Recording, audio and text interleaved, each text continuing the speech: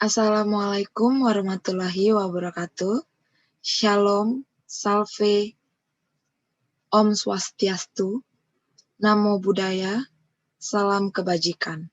Perkenalkan, nama saya Esterina Febrianti dengan NIM 19070101026.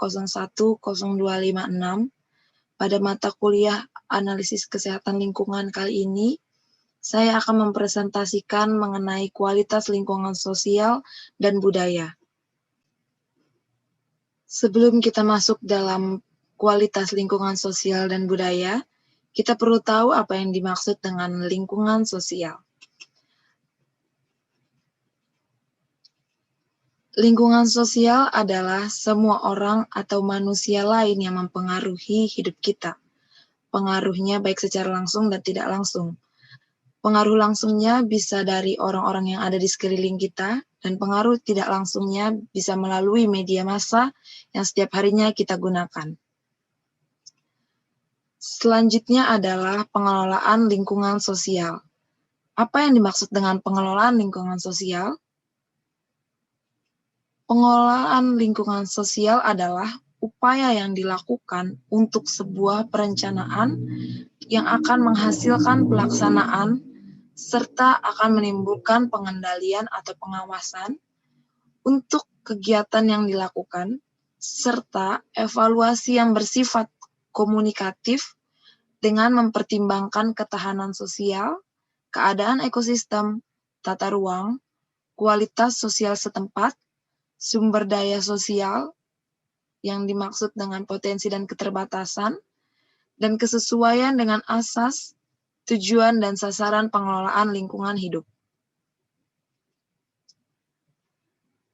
Selanjutnya kita akan masuk dalam indikator kualitas lingkungan sosial. Yang pertama yaitu bersifat intangible. Sifat intangible ini adalah sifat yang tidak dinyatakan secara jelas. Kemudian yang kedua adalah ditentukan oleh kondisi sosial, budaya, dan lingkungan masyarakat itu sendiri. Yang ketiga yaitu ditentukan berdasarkan pemanfaatan sumber daya alam dan pengelolaan lingkungan hidup yang bertanggung jawab secara sosial. Selanjutnya kita akan masuk dalam kualitas lingkungan sosial yang terbagi menjadi dua, yaitu kualitas objektif dan kualitas subjektif. Kualitas objektif dapat dilihat berdasarkan pendekatan kuantitatif dan terlihat nyata dalam kehidupan kita, bisa diukur dan dapat dibandingkan dengan kebutuhan dan prioritas masyarakat. Contohnya, indikator kesehatan, distribusi penduduk, pendidikan, dan lain-lain. Selanjutnya adalah kualitas subjektif. Kualitas subjektif ini hanya dapat melalui pendekatan kualitatif. Contohnya, kepuasan individu, penghormatan terhadap etika, kearifan lokal, dan lain-lainnya. Selanjutnya, kita akan masuk dalam metode dalam analisis lingkungan sosial dan budaya, yang biasa kita kenal dengan metode analisis atau participatory ruler appraisal, atau participatory learning and action. Relevan. Selanjutnya kita akan masuk dalam langkah perencanaan, analisis, dan pengelolaan lingkungan sosial dan budaya.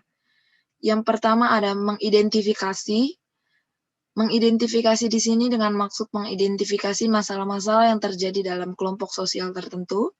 Yang kedua yaitu mengkaji ulang masalah-masalah yang telah diidentifikasi. Yang ketiga yaitu mengelompokkan masalah. Yang keempat yaitu memahami permasalahan sebagai hubungan sebab dan akibat antara satu masalah dengan masalah yang lainnya. Yang kelima yaitu menentukan prioritas masalah yang harus diselesaikan lebih awal dan sesuai dengan keseriusan dari masalah sosial tersebut. Selanjutnya kita akan masuk dalam pelaksanaan pengelolaan dan analisis lingkungan sosial. Yang pertama ada truth atau penyampaian kebenaran. Yang kedua yaitu ada ketepatan atau appropriateness. Yang ketiga yaitu ada sincerity atau kejujuran. Yang keempat ada transparansi atau transparansi yang kita ketahui pada umumnya. Yang kelima ada persamaan hak atau equality. Yang keenam adalah kepercayaan. Selanjutnya kita akan masuk dalam pengendalian pengelolaan lingkungan sosial. Dalam hal ini, pola pengendalian pengelolaan lingkungan sosial terbagi menjadi 4. Yang pertama yaitu sejumlah peraturan yang mewajibkan dan melarang dengan sanksi-sanksinya. Yang kedua, mengadakan perlengkapan aturan yang protektif agar suatu ancaman dalam lingkungan sosial tersebut tidak terjadi. Yang keempat yaitu pengadaan aturan yang bersifat prosedural secara terus-menerus. Yang keempat yaitu proses pembelajaran yang di dalamnya ada pemahaman akan latar belakang dari cara prosedural, protektif, dan larangan serta keharusan. Selanjutnya kita akan masuk dalam kajian hasil atau dampak. Yang pertama yaitu ada pemantauan terhadap pelaksanaan program sesuai dengan perencanaan. Yang kedua yaitu audit lingkungan sosial. Yang ketiga yaitu ada investigasi. Yang keempat ada studi lapangan yang terancang. Studi lapangan yang terancang dengan maksud melakukan studi tersebut sudah melalui perancangan yang telah dirancang oleh tim.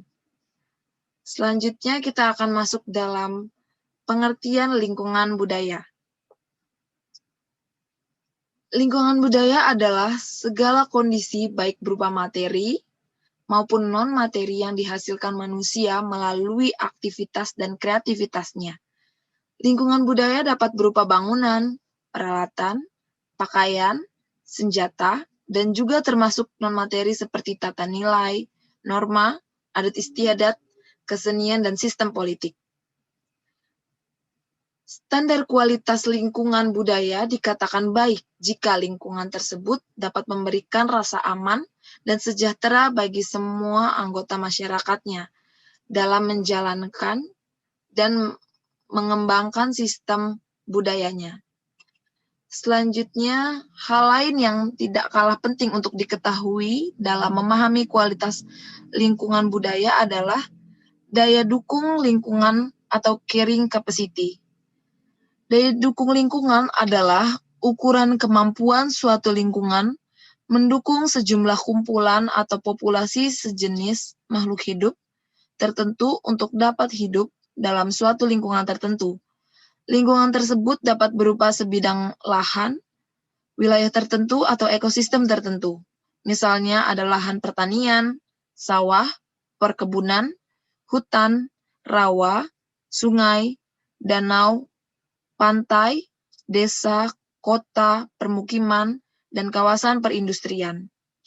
Adapun sejumlah individu atau kelompok tertentu dapat berupa tumbuh-tumbuhan, binatang, ataupun manusia.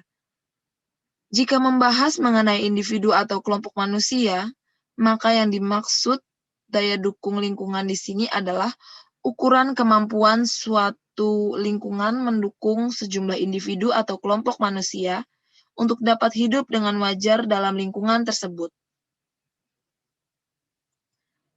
Selanjutnya adalah